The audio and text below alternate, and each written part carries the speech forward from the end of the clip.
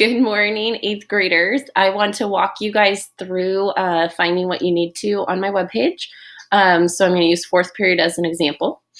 So if you scroll way down, you will get to this email.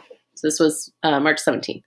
So anyways, I really encourage you guys to do your phase change final assessment. It's Amplify 4.5.1, just to get that out of the way while it's fresh in your mind. And then I have an optional project if you want to get ahead of the game and get started on that. So I'm going to go over that today. And then there's also these simulations that you can check out and podcasts, and all the links are right above that email. Okay, so those are some fun things to check out.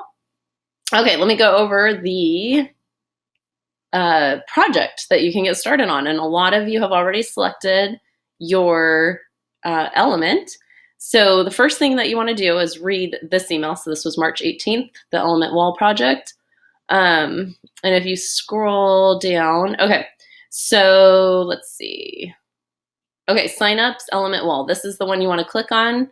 When you click on it, you're going to see a lot of people's names because they have already signed up for specific elements. You are going to write the number, the atomic number is already there, and then you write the element that corresponds with it and your name and the period that you're in my class. Okay, so if you're interested in a specific element, that's where you would go there.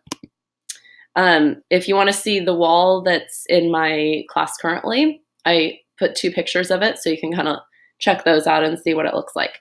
Okay, the next thing that you're going to want to do is, so here's the element card, but that's really just for your rough draft later. Don't worry about that yet. What I would do if I were you is go to classwork, click on element poster research page. 5th and 6th period, I didn't have that up until just a few minutes ago, so sorry about that. I thought it posted to all 3 of my classes, but only posted to 4th period. So you're going to click on element poster research page, and what that's going to look like is you're going to have a series of questions about your element, okay, that you're going to fill out. The one that I want you to spend a lot of time on is the extra information that you found out. So a lot of these are just quick. You can find them using the 3 websites that I posted. But the extra information is the part that's more interesting. So I want you to find out something interesting about your element.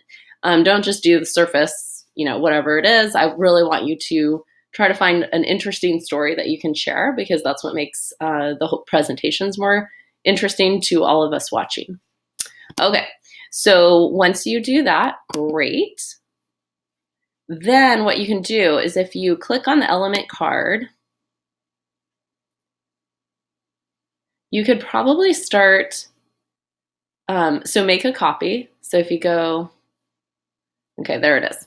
So you might want to make a copy because you won't be able to directly type into it. So you would just click make a copy there. And then you can actually insert a text box or drawing into this little space and put all of your numerical facts that you found out. So like melting point, the atomic number, anything like that should be able to be fit into the numerical facts. And then the picture of one of its uses would go in this section, or its Bohr model, which I haven't been able to teach you about, but that's the one where you see all the circles, and what those circles are different energy levels or energy shells. You can think of it that way, and the electrons that are in there. And then for the summary box, you're going to type a really extensive paragraph with the interesting stories, interesting information. It's typically all the stuff that's not numerical, meaning it doesn't have a number in it. So you would type it in there. And then this is the part where you color and you decorate it the same way that you saw on my element wall.